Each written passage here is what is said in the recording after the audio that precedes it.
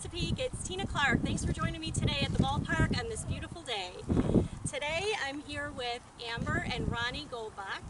Amber and Ronnie are volunteers for girls softball for Chesapeake Little League. Thanks for joining me today, guys. I know you guys just had a game. Yes, ma'am. Yes, ma'am. You're probably tired and hot.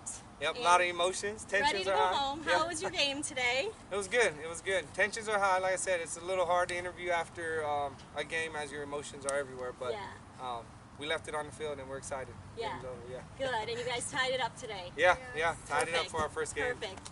So how long have you guys been coaching Little League? So this is our 9th season. Wow. So about 4 years. Yeah, this is the start of our 5th year. Yeah. And did you start when Alana started playing? We did. You did. We did. Absolutely. Okay. Absolutely. And did you guys grow up playing ball? It's yes and no. So I played baseball for Little League back home in California. Mm-hmm. I played catcher, and it was something I did. I liked it, but I was more about basketball. So until Alana started playing softball, which is a story in itself on how we were recruited to coach. We were basketball family. You were a basketball family. But now we bleed softball. And were your parents coaching when you were? So my mom helped out. She tried to be the team mom. She was out on the field, and she was Amber. So she's the team mom of the team, and Amber kind of transitioned to that role. She used to be a coach for us, and now she's the team mom, and that's what my mom did as well. Oh, good. I still coach. You do. I know. I see you out there in the field sometimes. I work with the pitchers. Okay, good. So, Ronnie, you work full-time for Sam's Club as general manager. Full-time is an understatement. Right? Yes, ma'am. And overtime. Yes. And you drive a school bus, so you're always on, it seems like, right? You're running a busy family. Yes. And this is strictly voluntary. Absolutely. Now you're not getting paid, and it's very time-consuming. Yes, right? ma'am. You're a couple days a week. Yes, ma'am. And then Alana also plays school ball. 4 days a week. So you guys are super busy, Completely right? consumed. So why do you guys do this? So I think We love we love it. Yeah, exactly that. When we started, it was like, hey, we need an assistant coach, or just come out and help. Just start pitching some balls and get someone to help direct the girls. And really, that's when we started to get into it. And when I look back, it's the growth of the girls. It's the compassion that the girls have. To see the girls be more than they thought they could be, that's everything to me. Through the ups and downs of the league and the politicians, I guess you could say, or the politics, there's times where Amber's like, hey, maybe this league isn't for us anymore.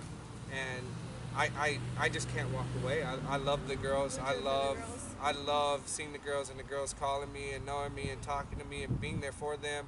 And for some of them, we're the only figures they have that hold them accountable and make sure that they're good athletes on the field. So the growth of the girls, and I always challenge the parents. I think as the season goes on, you kind of see your girls progressing, you see them doing things and get better. So my challenge to the parents is always film the first game or parts of the first game, and then film the last game. That's where you're going to see the biggest impact.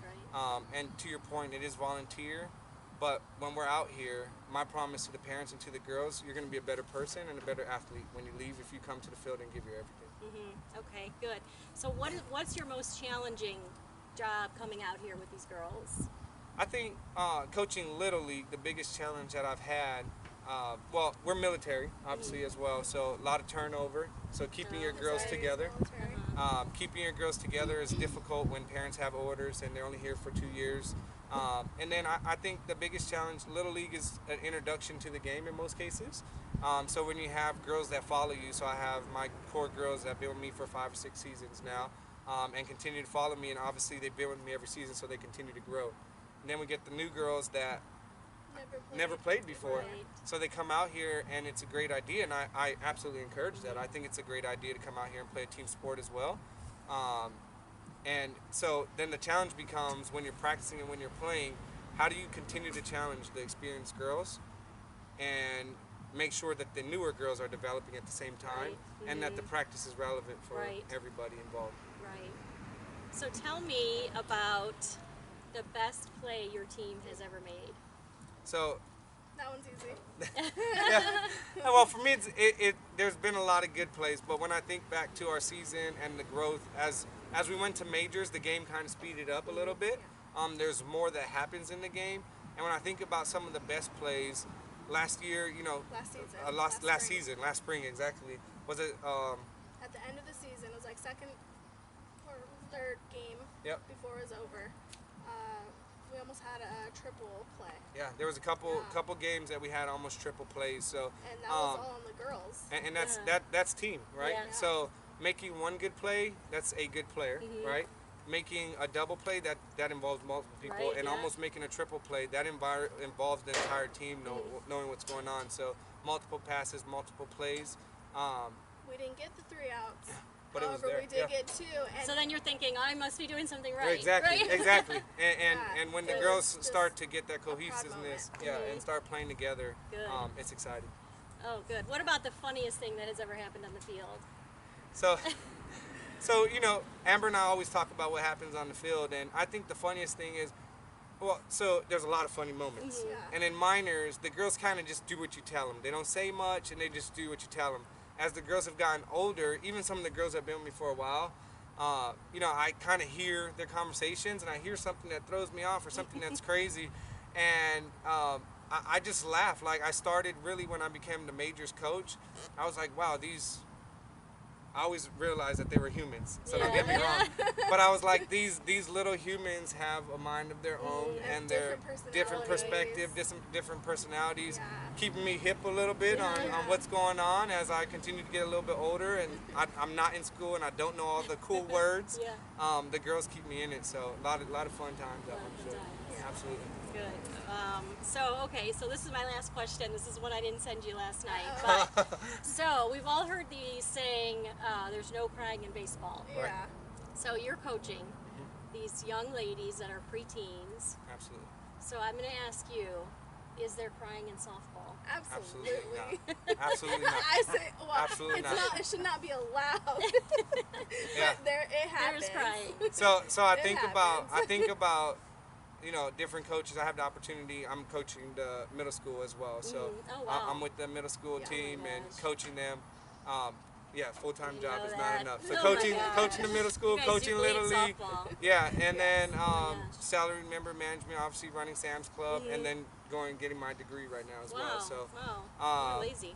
but sleep 3 hours and come back out. Oh my gosh. But so I got sidetracked. What was the primary question? Is there crying? Yeah. Is there Are crying? you crying? Yeah, no, so I'm not crying for sure, but in the school ball, so it's a different perspective, obviously. The head coach there, you know, he's like, there's going to be things that happen that are going to hurt. If you need to cry, let it out. And my perspective is, we go out there, we play hard. If you have to cry, cry, but I want to make sure that you're out there and you're giving your all. So if it hurts, do cry. And what's good is when you encourage it, or you tell them if you have to, you have to, as they're growing as a team, they all look at each other and they kind of know, I got to be strong for my team. Our daughter used to be the #1 crier. Yeah. Well, I thought you said she was crying out there today, but I think no. No, she wasn't crying. she's just not. was mad at you. Yeah, She was angry. Okay. She had to tell me, Dad, you got to be easier on these girls, and it's just expectations. Looking out for her Yeah, ladies. yeah, Good. absolutely. Well, thank you guys so much for Absolutely. sitting down today and talking to me, but most importantly, thanks for what you do for our community, for these girls. I think they all really would agree with me that you guys are really amazing, and we appreciate everything you do. Thank you. Yeah, thank you so much. This is Tina Clarke signing out, and I'll see you around Chesapeake.